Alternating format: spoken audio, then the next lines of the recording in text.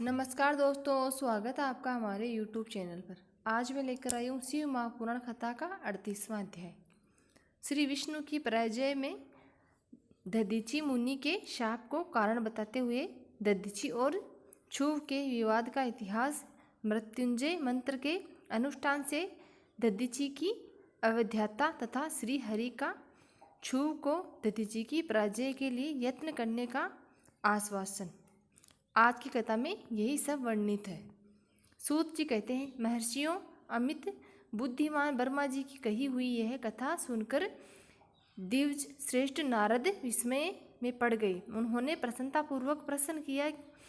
नारद जी ने पूछा, पिताजी, भगवान विष्णु शिव जी को छोड़कर अन्य देवताओं के साथ दक्ष के यज्ञ में क्यों चले गए, जिसके कारण वहाँ उनका तिरस्कार हुआ? क्या वे प्रलयकारी पराक्रम वाले भगवान शंकर को नहीं जानते थे? फिर उन्होंने अज्ञानी पुरुष की भांति रुद्रगणों के साथ युद्ध क्यों किया? करुणानिधे, मेरे मन में यह बहुत बड़ा संदेह है। आप कृपा करके मेरे इस संशय को नष्ट कर दीजिए और प्रभु मन में उत्साह पैदा करने वाले शिव चरित्र को कहिए। ब्रह्मा जी ने कहा, नारद, पूर्व काल में राजा छू की सहायता करने वाले श्री हरि को दधीचि मुनि ने शाप दे दिया था, जिससे उस समय वे इस बात को भूल गए और वे दूसरे देवताओं को साथ लेकर दक्ष के यज्ञ में चले गए। दधीचि ने क्यों शाप दिया, यह सुनो। प्राचीन काल में छू नाम से प्रसिद्ध एक महातेजस्वी राजा हो गए हैं। वे वहाँ प्रभावशाली मुनीश्वर दधीचि के मित्र थे। दीर्घ काल की तपस्या के प्रसंग से छू और दधीचि की में विवाद आरंभ हो गया, और जो तीनों लोकों में महानुभव अनर्थकारी के रूप में विख्यात हुआ। उस विवाद में वेद के विद्वान शिव भक्त दधीचि कहते हैं कि शूद्र, वैश्य और क्षत्रिय इन तीनों वर्गों से ब्राह्मण ही श्रेष्ठ है, इसमें संशय नहीं है। महामुनि दधीचि की यह बात सुनकर धन वैभव के मद से मोहित हुए राजा भुवन ने उसका इस प्रकार प्रतिवाद किया। छू बोले, राजा इंद्र आदि 8 लोकपालों के स्वरूप को धारण करता है। वह समस्त वर्गों और आश्रम का पालक एवं प्रभु है, इसलिए राजा ही सबसे श्रेष्ठ है। राजा की श्रेष्ठता का प्रतिपादन करने वाली श्रुति भी कहती है कि राजा सर्वदेवमय है। मुने, इस श्रुति के कथानुसार जो सबसे बड़ा देवता है वह मैं ही हूँ। इस विवेचन से ब्राह्मण की अपेक्षा राजा ही श्रेष्ठ सिद्ध होता है। च्वेनदाता, आप इस विषय में विचार करें और मेरा अनादर न करें, क्योंकि मैं सर्वथा आपके लिए पूजनीय हूँ। राजा ध्रुव का यह मत श्रुतियों और स्मृतियों के विरुद्ध था। इसे सुनकर भृगुकुल भूषण मुनि श्रेष्ठ दधीचि को बड़ा क्रोध आया। मुनि अपने गौरव का विचार करके कुपित हुए। महातेजस्वी दधीचि ने ध्रुव के मस्तक पर बाएं मुक्के से प्रहार किया। उनके मुक्के की मार खाकर ब्रह्मांड के अधिपति कुत्सित बुद्धि वाले छू अत्यंत कुपित हो गरज उठे और उन्होंने वज्र से दधीचि को काट डाला। उस वज्र से आहत हो भृगुवंशी दधीचि पृथ्वी पर गिर पड़े। भार्गव वंशधर दधीचि ने गिरते समय शुक्राचार्य का स्मरण किया। योगी शुक्राचार्य ने आकर दधीचि के शरीर को, जिसे भूमि ने काट डाला था, तुरंत जोड़ दिया। दधीचि के अंगों को पूर्वत जोड़कर शिव भक्त शिरोमणि तथा मृत्युंजय विधा के प्रवर्तक शुक्राचार्य ने उनसे कहा। शुक्र बोले, तात दधीचि, मैं सर्वेश्वर भगवान शिव का पूजन करके तुम्हें श्रुति प्रतिपादित महामृत्युंजय नामक श्रेष्ठ मंत्र का उपदेश देता हूँ।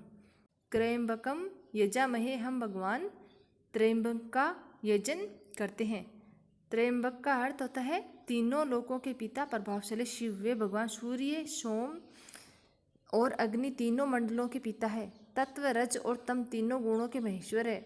आत्म तत्व, विद्या तत्व और शिव तत्व, इन तीनों तत्वों के आह्वनीय ग्राह पत्य है। और दक्षिणाग्नि, इन तीनों अग्नियों के सर्वत्र उपलब्ध होने वाले पृथ्वी, जल एवं तेज, इन तीनों मूर्त भूतों के आदि भेद से त्रिविध भूतों के त्रिवेद के त्रिभुज के विधाता भूत सबके ब्रह्मा, विष्णु और शिव तीनों देवताओं के महान ईश्वर महादेव जी ही हैं। यहाँ तक मंत्र के प्रथम चरण की व्याख्या। मंत्र का द्वितीय चरण सुगंधित पुष्टिवर्धनम जैसे फूलों में उत्तम सुगंध होती है, उसी प्रकार वे भगवान शिव संपूर्ण भूतों में, तीनों गुणों में, समस्त कृत्यों में, इंद्रियों में, अन्यान्य देवताओं में और गणों में उनके प्रकाशक सारभूत आत्मा के रूप में व्याप्त है। अतएव सुगंध युक्त एवं संपूर्ण देवताओं के ईश्वर है। यहाँ तक सुगंधित पद की व्याख्या हुई है। अब पुष्टिवर्धनम की व्याख्या करते हैं। उत्तम व्रत का पालन करने वाले द्विज श्रेष्ठ महामुनि नारद उन अंतर्यामी पुरुष शिव से प्रकृति का पोषण होता है। महत तत्व से लेकर विश्व विशेष प्रयत्न संपूर्ण विलकोप की पुष्टि होती है तथा मुझ ब्रह्मा का, विष्णु का, मुनियों का और इंद्रियों सहित देवताओं का भी पोषण होता है, इसलिए वे ही पुष्टिवर्धक है। अब मंत्र के तीसरे और चौथे चरण की व्याख्या करते हैं। उन दोनों चरणों का स्वरूप यों है।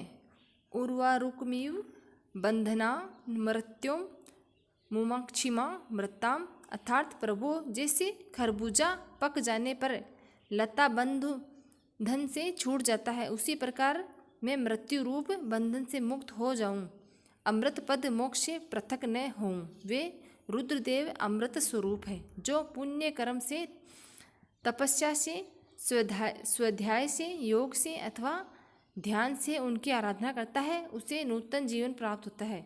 इस सत्य के प्रभाव से भगवान शिव स्वयं ही अपने भक्त को मृत्यु के सूक्ष्म बंधन से मुक्त कर देते हैं, क्योंकि वे भगवान ही बंधन और मोक्ष देने वाले हैं। ठीक उसी तरह जैसे उर्वारुक अर्थात ककड़ी का पौधा अपने फल स्वयं ही लता के बंधन में बांधे रखता है और पक जाने पर स्वयं ही उसे बंधन से मुक्त कर देता है। ओम नमः शिवाय, जय भोलेनाथ। 38वां अध्याय यहीं समाप्त होता है। मिलते हैं अगले अध्याय के साथ। धन्यवाद।